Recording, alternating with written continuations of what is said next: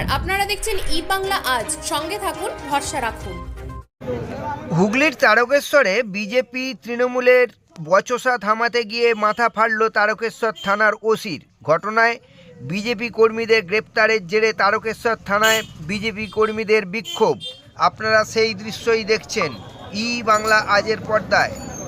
গতকাল রাতের ঘটনা। বিজেপি কর্মীদেরকে মারধর করেছে, রক্তাক্ত জখম করেছে, এমনকি আমাদের একজন মহিলা চৈতালি বলে তাকেও মেরে মাথা ফাটিয়ে দিয়েছে।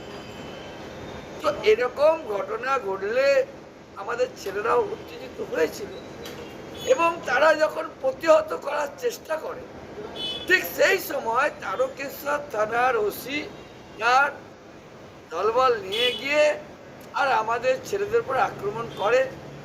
ছেলেরা রক্তাক্ত জখম হয় এবং তাদেরকে আবার উল্টে গ্রেপ্তারও করে। তো এরকম একটা ঘটনা ঘটেছে, যেটা খুবই নিন্দনীয় ঘটনা। তো এছাড়া আপনারা কি চাইছেন?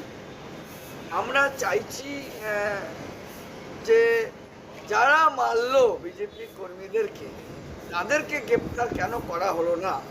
অবিলম্বে সেই সব তৃণমূল নেতাদেরকে গ্রেপ্তার করা হোক এবং আমাদের বিজেপির ছেলেদেরকে যে মিথ্যা কেস দিয়ে ঢুকিয়ে রেখে দিয়েছে, তাদেরকে অবিলম্বে ছেড়ে দেওয়ার ব্যবস্থা করা হোক। আমরা এইটুকুই, এটাই দাবি আমাদের, আর কিছু দাবি নয়। আপনার নাম? আমি গণেশ চক্রবর্তী, বিজেপি আরামবাগ সাংগঠনিক জেলার সহসভাপতি। সাহেব সবার ওসি সাহেব, আমি ডিএসপি সাহেবকে বললাম, আমি অ্যাডিশনাল এসপিকে বললাম, ফোর্স বাড়ান। তারকেশ্বরটা একটা বড় জায়গা, এই কম ফোর্সে হয় না। আসলে নিয়োগ নেই, কোথা থেকে দেবে? সিভিক ভলেন্টিয়ারদের চলছে। ফোর্স বাড়ান, ভালো অস্ত্রশস্ত্র দিন, পুলিশকে লোকে ভয় করুক, পুলিশের গায়ে হাত তুলে দেবে। এত বড় সাহস! কই উত্তরপ্রদেশে গিয়ে পুলিশের গায়ে হাত তুলুক তো, গুজরাটে গিয়ে তুলুক, যে কোনো বিজেপি শাসিত রাজ্যে গিয়ে তুলুক। আজকে আমাদের প্রথম সরকার এসেছে, প্রথম দিন এসেছে, ওরা ভেবেছে আজকের দিনে কিছু করে চলে যাব।